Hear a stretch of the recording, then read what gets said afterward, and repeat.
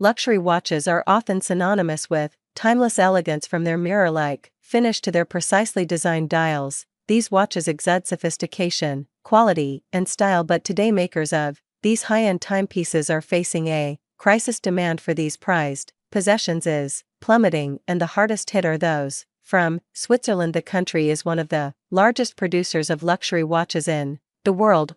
Swiss watchmakers are struggling as demand for luxury watches have dived recently. Switzerland's watch industry revealed its export data for September 2024. Data from the Federation of the Swiss watch industry showed that their watch exports declined by over 12% last month, and this is not all. Data shows a consistent drop in Swiss watch exports since 2023.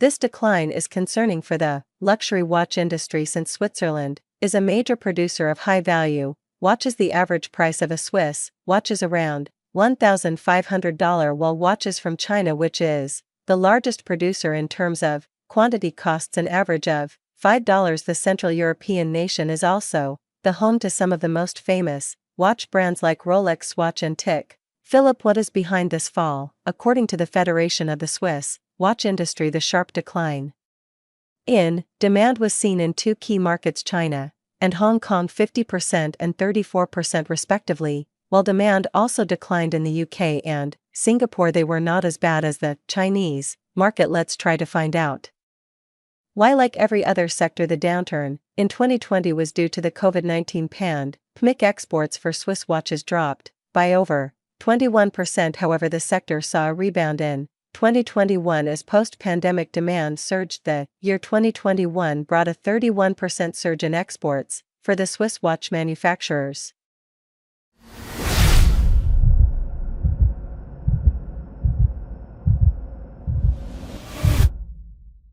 Demand remained strong in the next year as well, and last year in 2023 Swiss watch exports rose by over 7.5% to $30 billion.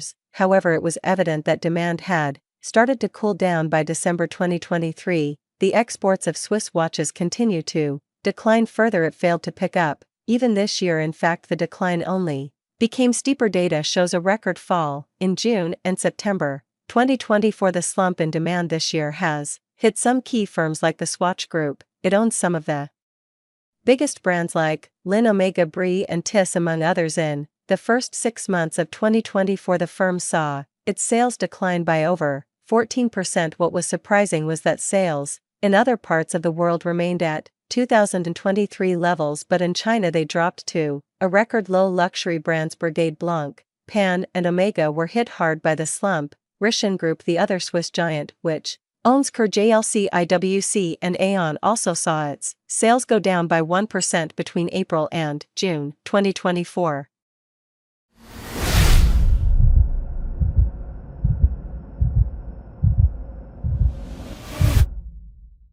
The firm's watch division saw a 133% fall in sales. Again, it was the Chinese market that hurt it the most, while some other firms like Rolex, Patek Philippe, Audemars Piguet or Richard M. don't publish their sales data frequently, since they're not listed on the stock market. Analysts say they too are facing similar headwinds, especially Rolex, which dominates the Swiss market with a 30% market share. The firm sold a record $1 billion worth of watches for the first time last year. However, now its boss has raised alarms. In an interview, head of Rolex Ron Frederick said that he expects watch sales to decline by as much as 15%. Not just Swiss brands but top brands from other countries are also facing headwinds. Francis LVMH saw its watch sales decline by 5% in the first 6 months of this year. The French giant owns watch brands like Bulgari, Tag Heuer, Hublot, Tiffany, and Zenith. The reason? China. Again, a slowing demand in China contributed to the sales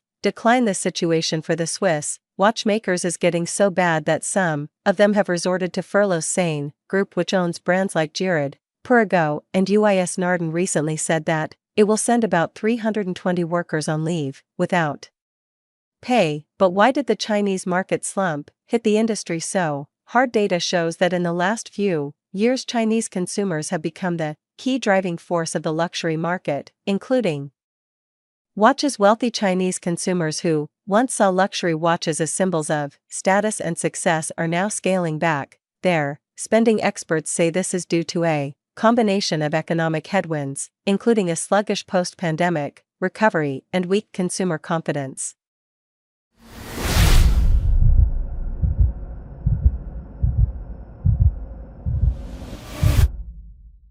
China, as I mentioned in my opening remarks, we have a slight downward revision for its 2024 growth compared to our July projections to 4.8%, and that's a revision that's coming largely due to a weaker second quarter of the year, and that's weaker second quarter of the year is reflecting continued decline in confidence in the household and corporate sector, and also the continued problems in the property sector in China. It's not just the economic slowdown that's to blame. Experts also point to the Chinese government's crackdown on displays of wealth. Earlier this year, a few prominent Chinese influencers were banned from social media. They were known for flaunting their high-end luxury lifestyle. Some linked this move to the luxury shame seen in America during the Great Depression. Meanwhile, faced with this dramatic downturn, Swiss watchmakers are scrambling to find a solution. Some suggest they should turn to new markets. Experts say Swiss brands could try to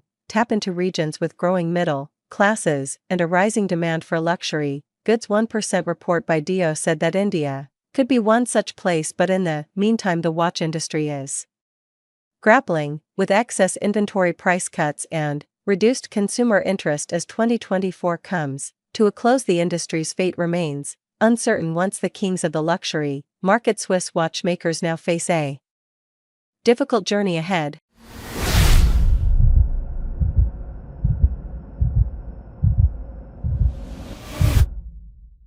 Thanks for watching this video.